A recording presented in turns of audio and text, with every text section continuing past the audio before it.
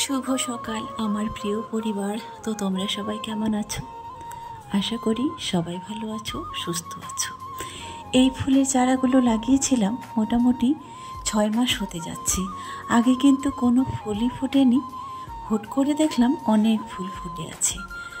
তারপরে ওখান থেকে চলে এলাম, দেখছি বাজারও চলে এসছে অনেকগুলো। বাড়ি থেকে মা জামাই এরা যাওয়ার পরে আর কোনো বাজার হয়নি। শাকসবজি ঘরে কিছুই ছিল না। তারপরে আজকে বাজার নিয়ে এসছে কচি কচি ভেন্ডি।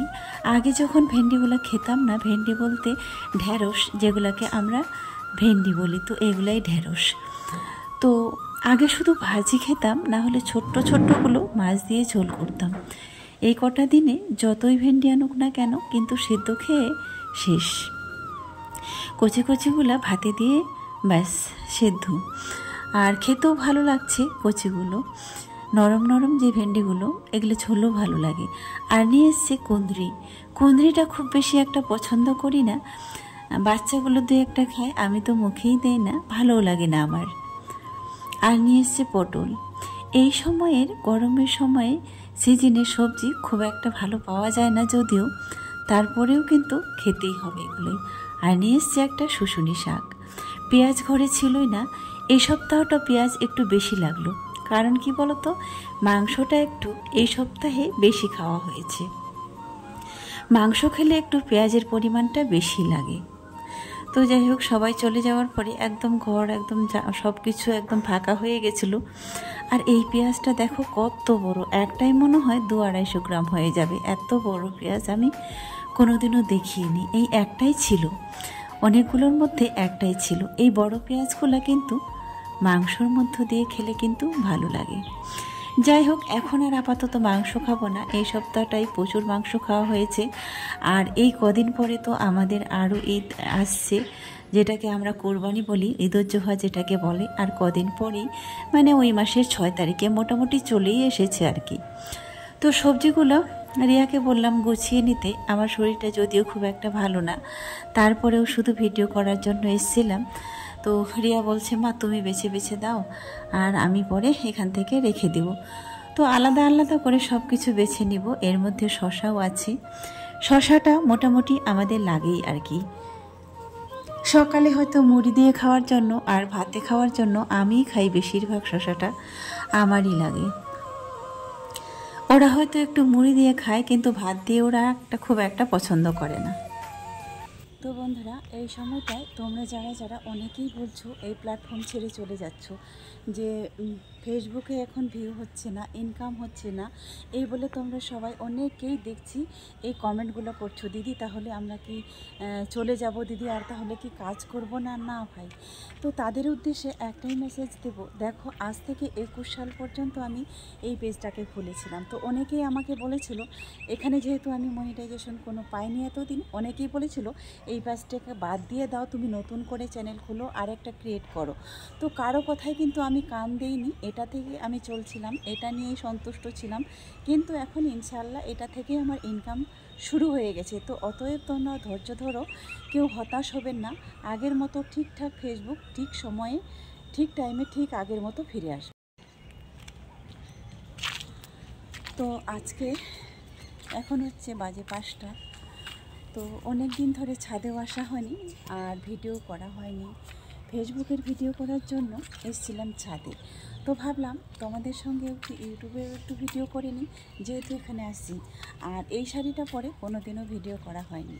একদিন পরে গিয়েছিলাম বাজার করতে, তারপরে এসেই খুলে রেখে দিয়েছিলাম। এই শাড়িটা কিন্তু 200 টাকায় নিয়েছি।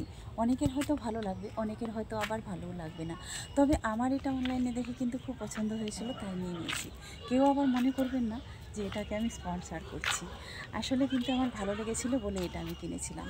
তো ভাবলাম একটু তোমাদের সঙ্গে শেয়ার করি। ভিডিও করতে এসে একটু ইউটিউবেরও ভিডিও করে নিলাম। এত আকাশটা আজকে পরিষ্কার লাগছে, একদম ঝকঝকে আকাশ, তবে কিন্তু মেঘলা। শান্তি যে একটা বিরাজ করছে, ঠান্ডা ঠান্ডা ভাব, সেটা কিন্তু আছে। আর এই কদিন আগে আমরা ছাদে ওঠা তো দূরের কথা, পা দিতে পারতাম না, মনে হয় তপ্ত তামার মতো হয়েছিল, এত এখানকার তাপমাত্রা ছিল, আর ছাদটা এত গরম ছিল। আর এই সময়ে কিন্তু এই কৃষ্ণচূড়া ফুলটা কিন্তু দেখতে ব্যাপক লাগে। আর এই ওয়েদারে বিশেষ করে আমরা যখন ছোটোবেলা যখন স্কুল থেকে আসতাম, রাস্তার মাঝে মাঝে যেখানে কৃষ্ণচূড়া গাছ থাকতো, এই গাছের নিচে বেশ কিছুক্ষণ বসে থাকতাম আর ফুলগুলো কুড়াতাম।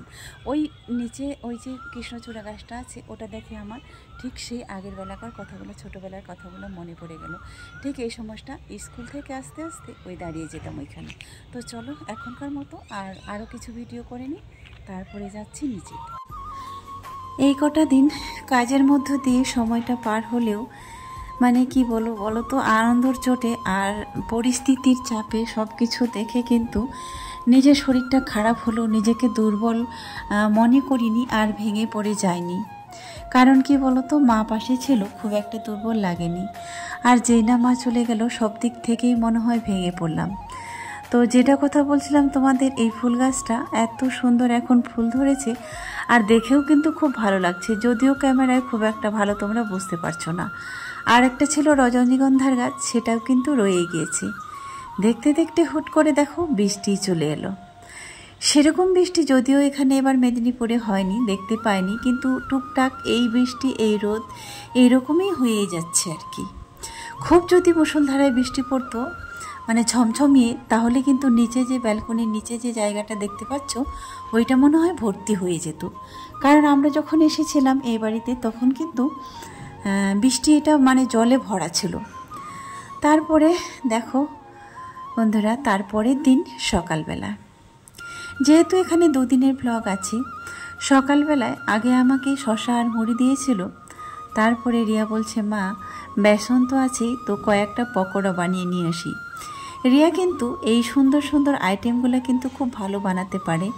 এই যেমন নতুন নতুন আইটেমগুলো মানে ইউটিউব দেখে দেখে করে, যেমন পকোড়া ভাজা, তারপরে হচ্ছে শাহি কাবাব, এই বিভিন্ন ধরনের রেসিপি ও টুকটাক করে মোটামুটি ঘরে এখন ট্রাই করছে। যদিও ও রান্নাবান্না খুব ভালো পারে, ওকে যেহেতু হাতে ধরে শেখাতে হয়নি, তারপরেও কিন্তু ও সুন্দর সুন্দর রান্নাবান্না করে। যেমন মাছ মাংস মোটামুটি সব কিছুই রান্না করতে পারে, এগুলো পারে। আর এখন হচ্ছে নিত্য নতুন রেসিপিগুলোকে ট্রাই করে আর কি, ইউটিউব দেখে দেখে চেষ্টা করে। তারপরে মুড়ি খাওয়া দাওয়ার পরে এদিকে ভাতটাও বসিয়ে দিয়েছে। আজকের মতো শেষ করছি, সবাই ভালো থাকবেন, সুস্থ থাকবেন।